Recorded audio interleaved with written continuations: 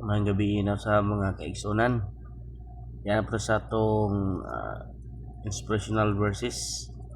Verse of the day karon is nasa John chapter 10 verse 14. Yung unang pulong sa Ginoo, I am the good shepherd and know my sheep and am known of mine.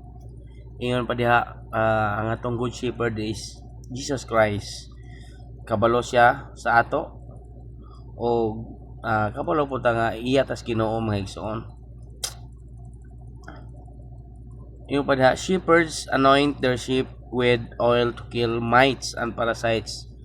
Ang shepherd ay ginaliguan nila ning ilang mga karniro nga igsoon, ginahaplasan or unsay tawag ana unsa na pag-apply sa oil para protection sa mga unsay mga mites o parasites nga naa sa mga karniro mga igsoon, para mawala ba ginaatiman gyud, ginahimas-himas, ginabutangag oil. Then thus preventing disease from spreading amongst the flock. Then kung naay isa nga naay parasite, para maiwasan pud nga mo balhin o mukayanap sa uban mga igsoon. Yun pa diha, the sheep do not understand why this procedure occurs.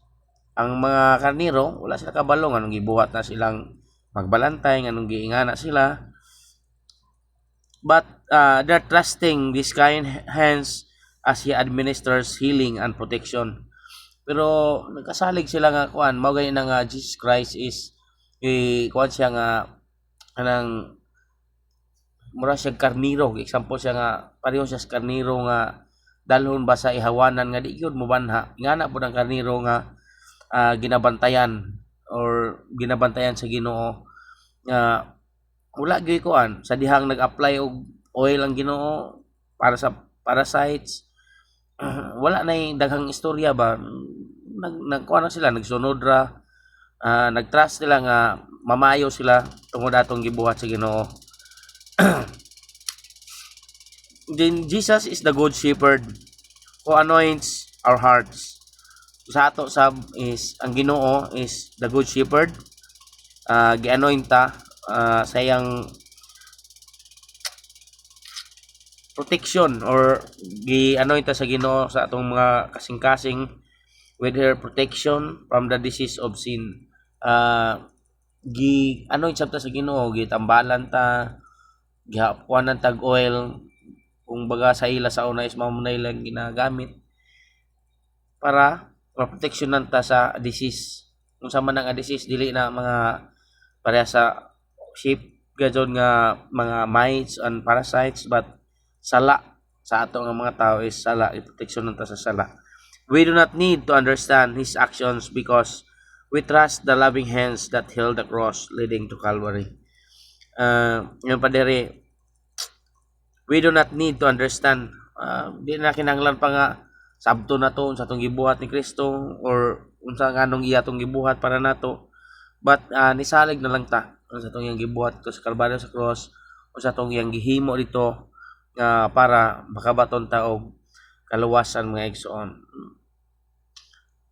Imo pa diri nga because we trust the loving hands that held the cross leading to Calvary.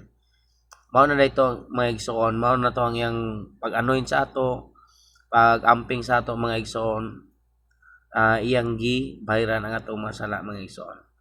Mao na nga karon kagabion mga igsoon ang atong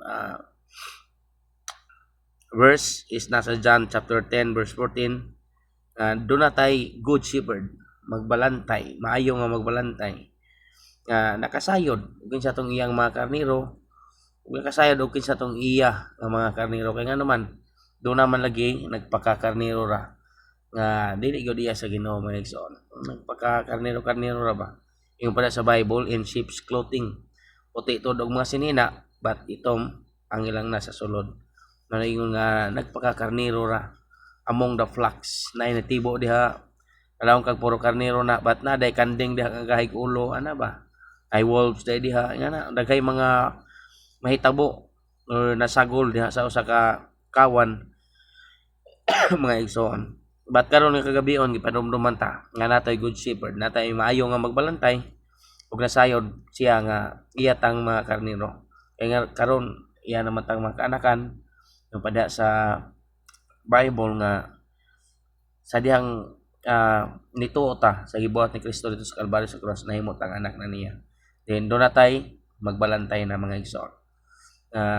Nasayod siya kung kinsa tong iyang karnero, nasayod siya kung kinsa tong iya hagayod mga igsoon. God bless and mayong gabi sa tanan.